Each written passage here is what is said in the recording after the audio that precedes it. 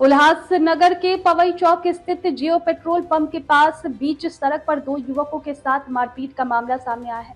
बताया जा रहा है कि पुरानी रंजिश के चलते एक युवकों की टोली ने दोनों पर हमला कर दिया। ये पूरा घटना आसपास लगे सीसीटीवी कैमरों में कैद हो गई है।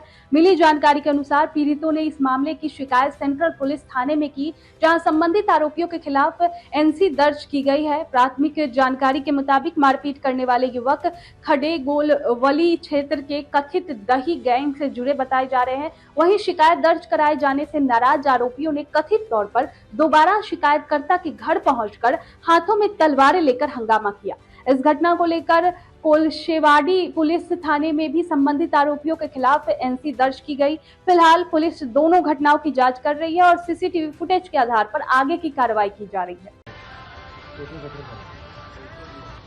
हेलो,